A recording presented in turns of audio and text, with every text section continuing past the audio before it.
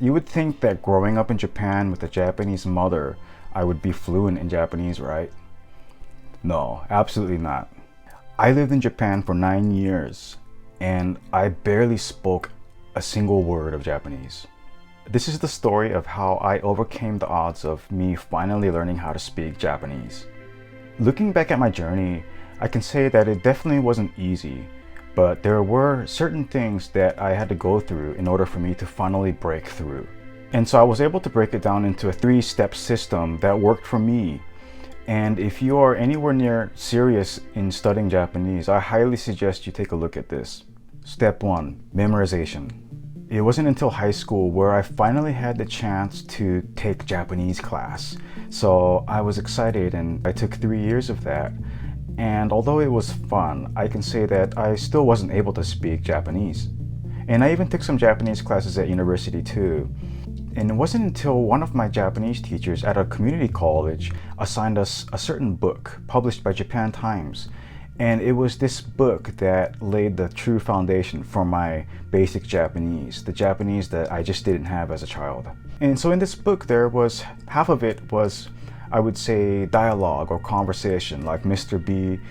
A said this and Mrs. B said that. And so it was these conversations or these dialogues that I, over time, internalized. I basically memorized these dialogues. And so I studied it religiously. Even when I wanted to get some fresh air in the backyard, I would have it with me all the time. It was this book that gave me the confidence to move on to the next step. Step 2, immersion.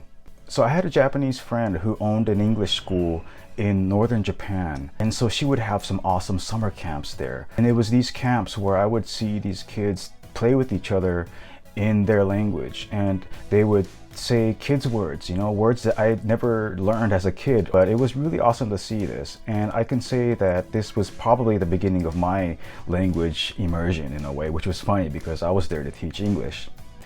And it was during these summers where I would eventually make some great family friends that would often invite me over to their family gatherings, their Japanese barbecues, and they would have me over all the time. And we would go camping together with their family and play with their dogs. And this was kind of like the Japanese life that I always dreamed of.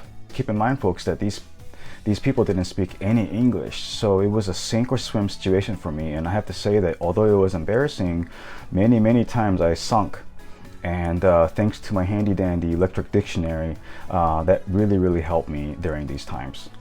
So after a while, I eventually decided to live and work in Japan for real.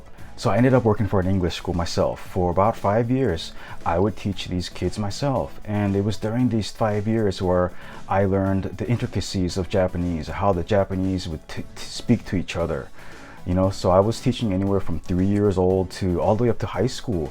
So you can imagine the range of language they would use. And this was also a secret way of me kind of learning and being immersed in the language myself behind the scenes.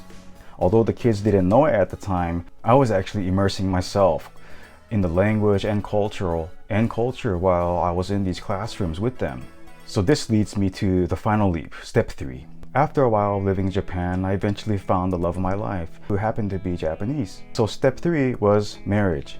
So being married to a Japanese, you can imagine that they were fighting, loving, laughing, caring for each other. And it was this type of Japanese that would really stick to my head.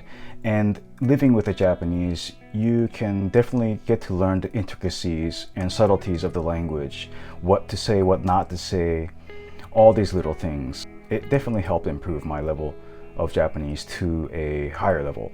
And there are definitely some perks in speaking a second language with a spouse. For example, when you go grocery shopping and you don't want the people around you understanding what you're saying, it would definitely come pretty handy being able to say that in Japanese, here being in the States at least.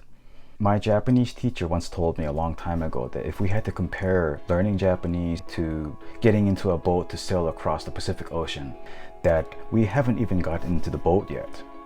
And so I have to remind myself that it's the journey sometimes that we should endure and enjoy, not always the destination. So I'll leave you with this. 最後にこれだけ言わせてください。日本語がどんなに辛くても諦めないで頑張り続けてください。